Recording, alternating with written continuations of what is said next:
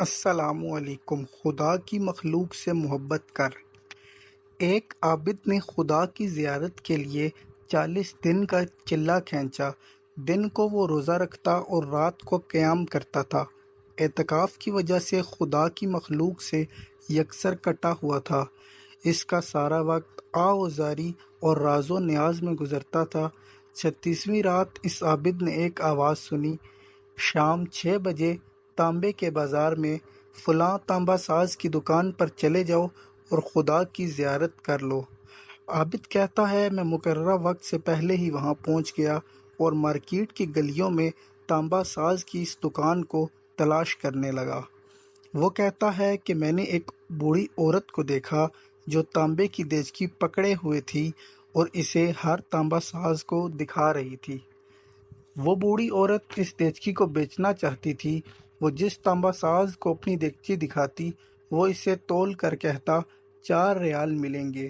وہ بڑھیا کہتی 4 نہیں 6 ریال میں بیچوں گی۔ ہر کوئی تانبا ساز اسے 4 ریال سے زیادہ دینے کو تیار نہیں تھا۔ آخر کار وہ بوڑھی عورت ایک تانبا ساز کے پاس پہنچی۔ تانبا ساز اپنے کام میں مصروف تھا۔ بوڑھی عورت کو دیکھ کر بولا، جی ماں کیسے آنا ہوا؟ بوڑھی عورت نے کہا، میں یہ برتن بیچنے کے لیے لائی ہوں اور میں اسے 6 ریال میں ہی بیچوں گی۔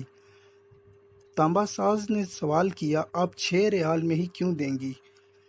بوڑھی عورت نے تانبا ساز کی بات سن کر اپنے دل کی کہانی بتاتے ہوئے کہا، میرا بیٹا بیمار ہے، ڈاکٹر نے اس کے لیے نسخہ لکھا جس کی قیمت 6 ریال ہے۔ تانبا ساز نے دیچکی لے کر کہا، ماں یہ دیچکی بہت عمدہ اور نہایت قیمتی ہے۔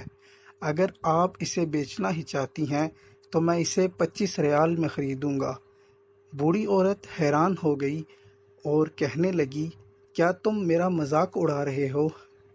تانبا ساز نے جواب دیا، نہیں ماں ہرگز نہیں، میں واقعی 25 ریال دوں گا۔ یہ کہہ کر اس تانبا ساز نے برتن لیا اور بوڑھی عورت کے ہاتھ میں 25 ریال رکھ دیے۔ بوڑھی عورت بہت حیران ہوئی اور اس تانبا ساز کو دعائیں دیتی ہوئی جلدی اپنے گھر کی طرف چل پڑی۔ عابد کہتا ہے کہ میں یہ سارا ماجرا دیکھ رہا تھا۔ جب وہ بوڑھی عورت چلی گئی تو میں نے تانبے والے سے کہا، چاچا لگتا ہے آپ کو کاروبار کرنا نہیں آتا۔ بازار میں کم و بیش سبھی تانبے والے اس دیچکی کو تولتے تھے اور 4 ریال سے زیادہ کسی نے بھی اس کی قیمت نہیں لگائی، اور آپ نے یہ دیچکی 25 ریال میں کیسے خرید لی؟ بوڑھے تانبا ساز نے کہا، میں نے برتن نہیں خریدا، میں نے اس کے بچے کا نسخہ خریدنے کے لیے اور 1 ہفتے تک اس کے بچے کی دیکھ بھال کے لیے پیسے دیے ہیں۔ میں نے اسے اس لیے یہ قیمت دی کہ گھر کا باقی سامان بیچنے کی نوبت نہ آئے۔ عابد کہتا ہے، میں یہ سن کر سوچ میں پڑ گیا۔ اتنے میں غیبی آواز آئی، چلہ کشی سے کوئی میری زیارت کا شرف حاصل نہیں کر سکتا، گرتے ہوں کو تھامو، غریب کا ہاتھ پکڑو اور ہم خود تمہاری زیارت کو آئیں گے۔ سبحان اللہ۔ اللہ پاک کا ارشاد ہے، وہ تمہارے ساتھ ہوتا ہے جہاں بھی